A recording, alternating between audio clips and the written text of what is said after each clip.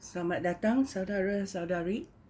Hari ini kita mahu belajar mengenai bukti Roh Kudus diterima oleh orang di dalam Alkitab. Ya. Yang semalam kita belajar dalam hari Pentakosta. Ya. 120 orang iaitu pengikut-pengikut Yesus Kristus, ya, menunggu di dalam rumah, dan angin yang kuat, nyalaan api datang, dan mereka semua menerima Roh Kudus Allah dan boleh bertutur dalam bahasa yang ajaib. Ya. Hari ini kita mahu meneliti lagi, ya, mengenai Cornelius, seorang yang bukan orang Yahudi.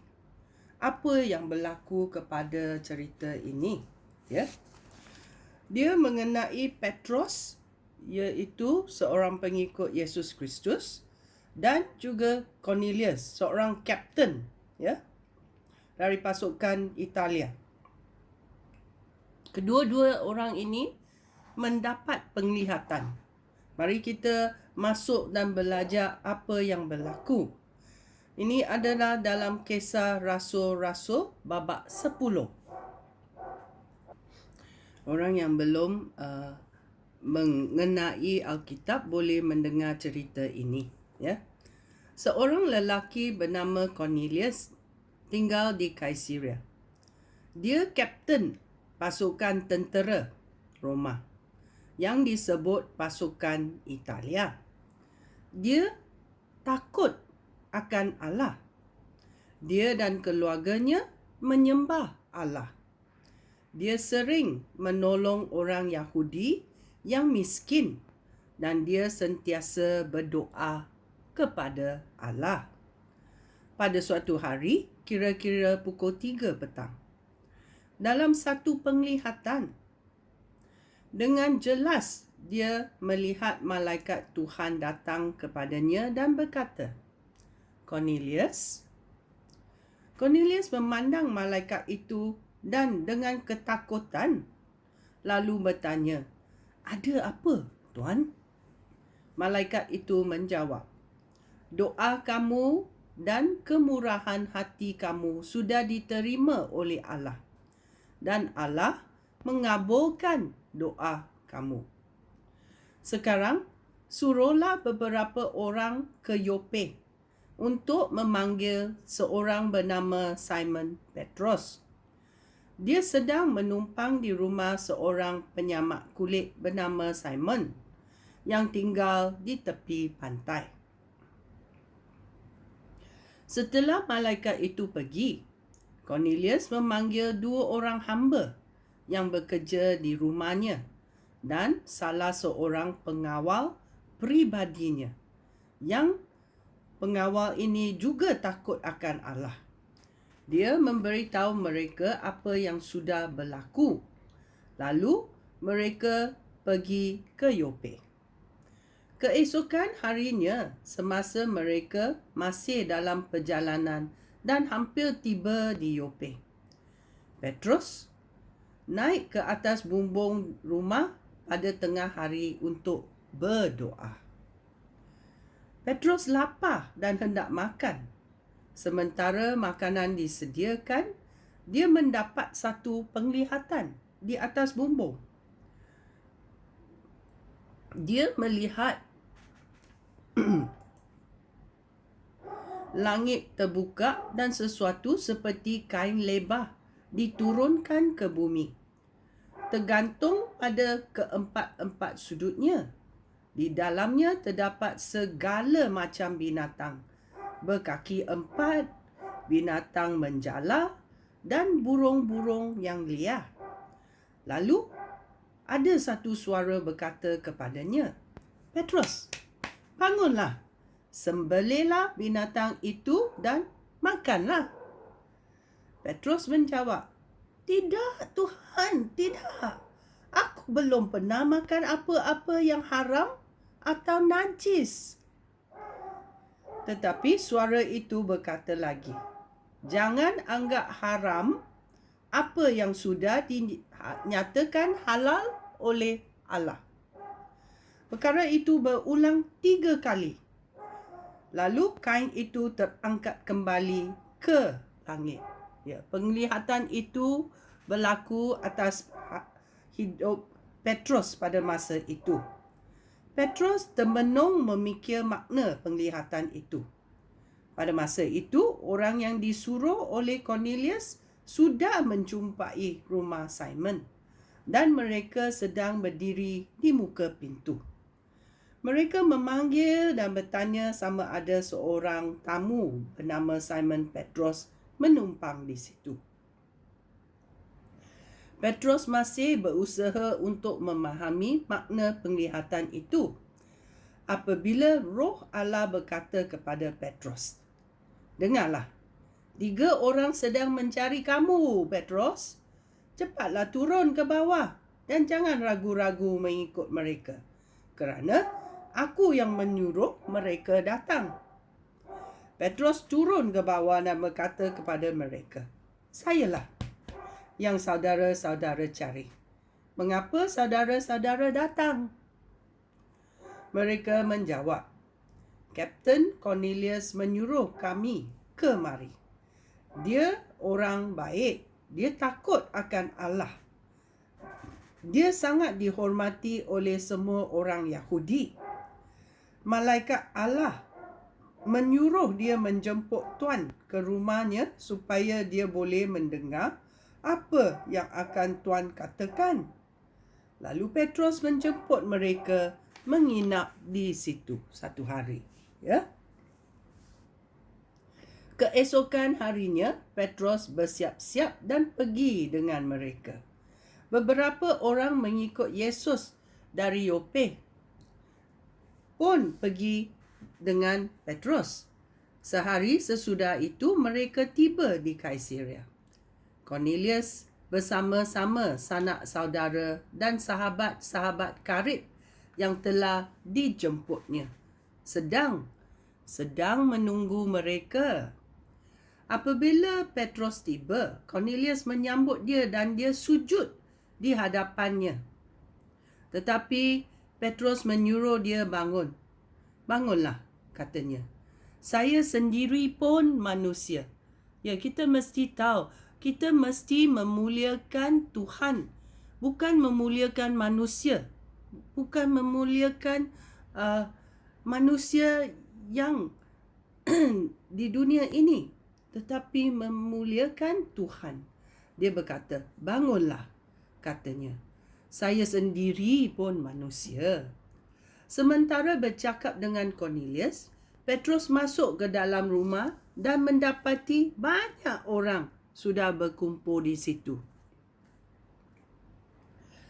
Petrus berkata kepada mereka, "Saudara-saudara sendiri tahu bahawa orang Yahudi dilarang oleh agama mereka untuk melawat atau berhubung dengan orang bukan Yahudi. Tetapi Allah sudah menunjukkan bahawa saya tidak boleh menganggap seseorang pun najis atau haram. Itulah sebabnya apabila saya dijemput, saya tidak berkeberatan untuk datang. Katakanlah, mengapa Tuan meminta saya datang?" Cornelius menjawab, 3 hari yang lalu, kira-kira pukul 3 petang, saya sedang berdoa kepada Tuhan di rumah aku. Tiba-tiba seorang lelaki yang berpakaian bersinar-sinar berdiri di hadapan saya. Dia berkata, "Cornelius, Allah sudah mendengar doa kamu dan ingat akan kemurahan hati kamu. Suruhlah orang pergi ke Yope untuk memanggil seorang bernama Simon Petrus. Dia menumpang di rumah seorang penyamak kulit bernama Simon yang tinggal di tepi pantai. Itulah sebabnya saya segera menyuruh orang memanggil Tuan dan Tuan sungguh baik hati kerana kamu sudi datang. Sekarang kami berkumpul di sini di hadapan Allah untuk mendengar apa sahaja yang akan Tuan katakan seperti yang diperintah oleh Tuhan. Ucapan Petrus. Lalu Petrus berkata, sekarang barulah aku sedar bahawa Allah memperlakukan semua orang dengan sama rata. Ya. Saya yang menghormati Allah dan berbuat apa yang benar diterima oleh Allah walaupun apapun bangsanya. Saudara-saudara tahu akan perkabaran yang disampaikan oleh Allah kepada bangsa Israel. Kabar itu berita baik tentang kedamaian melalui Yesus Kristus, Tuhan semua orang. Saudara-saudara mengetahui apa yang telah berlaku di seluruh Yudea, mulai dari Galilea, setelah baptizan yang diberitakan oleh Yohanes. Saudara-saudara tahu bahawa Allah telah memilih Yesus, orang Nazaret itu, dan memberi dia roh Allah dan kekuasaan. Yesus pergi ke serata tempat untuk berbuat baik dan menyembuh semua orang yang dikuasai oleh iblis kerana Allah menyertai Yesus. Kami saksi yang sudah melihat segala sesuatu yang dilakukannya di negeri Yudea maupun di Yerusalem.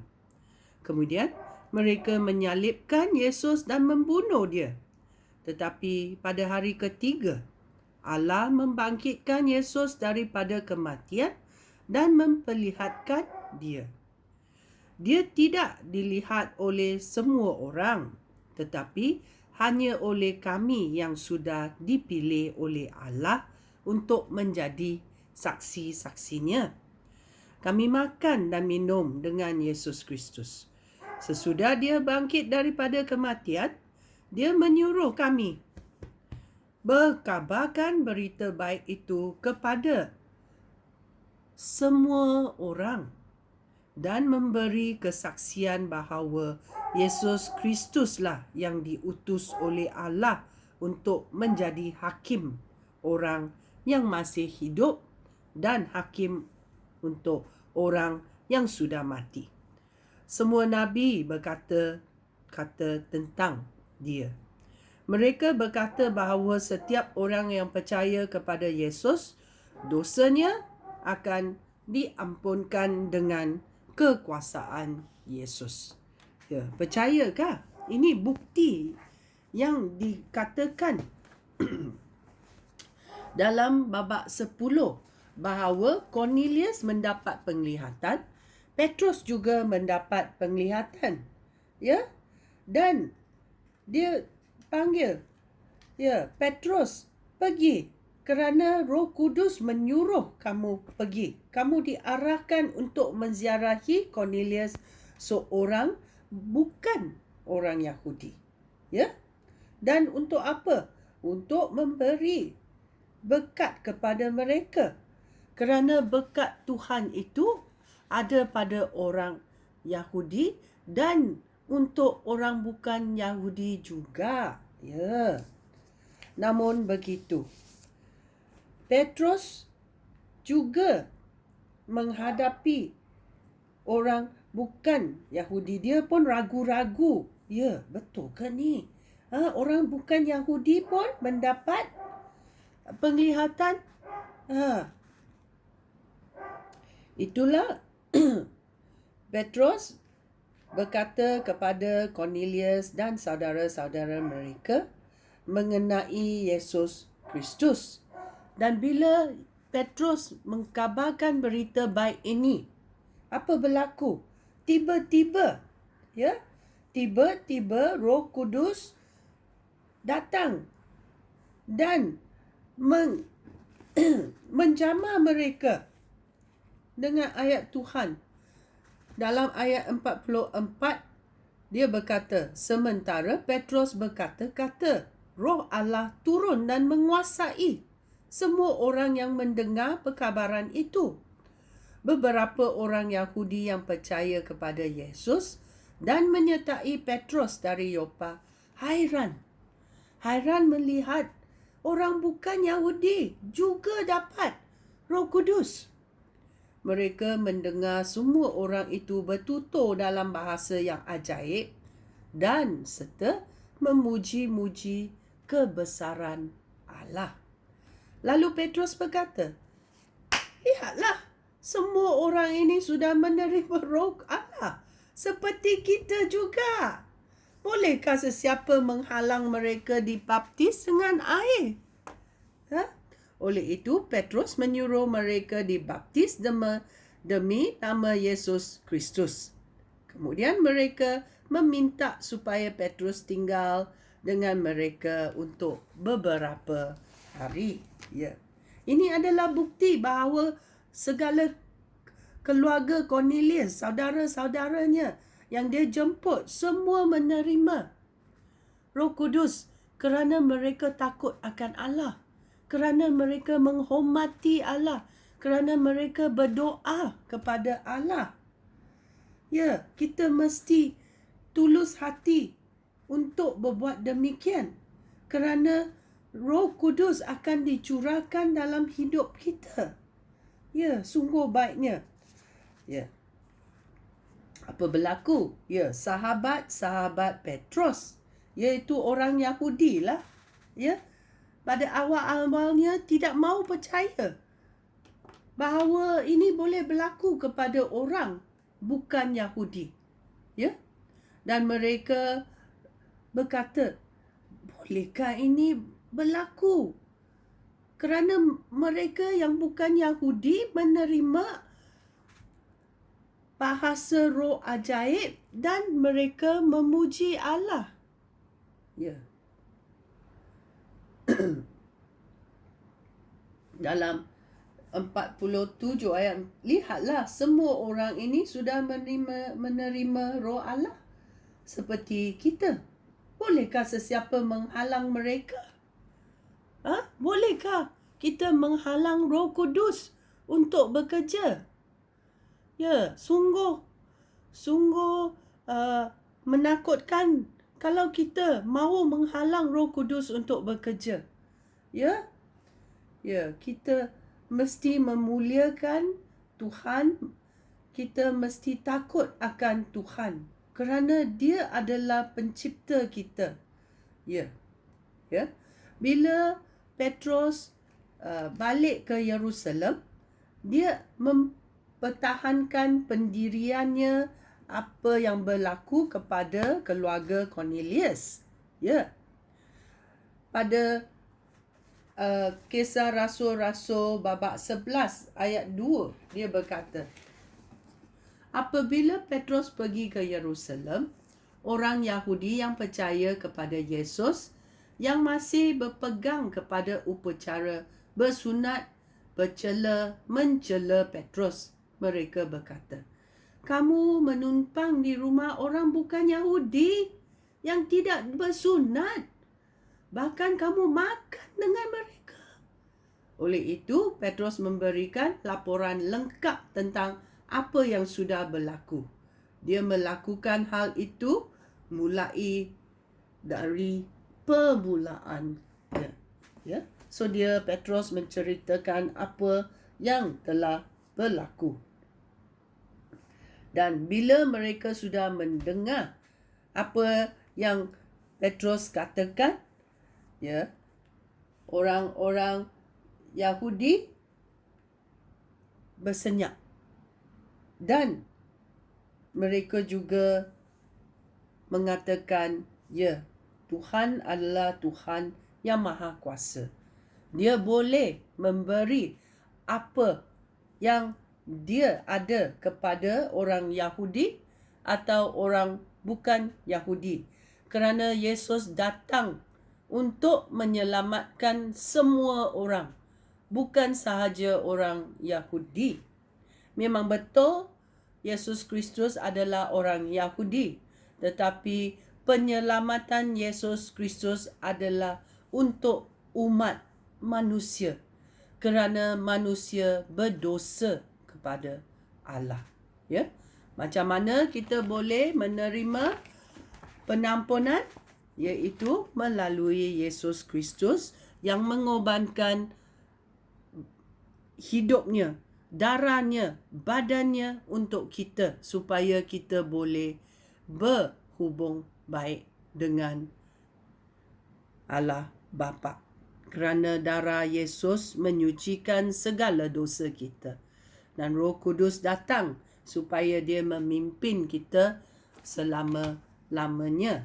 Ya, ini adalah bukti yang kedua di dalam keluarga Cornelius. Sekian, terima kasih. Shalom.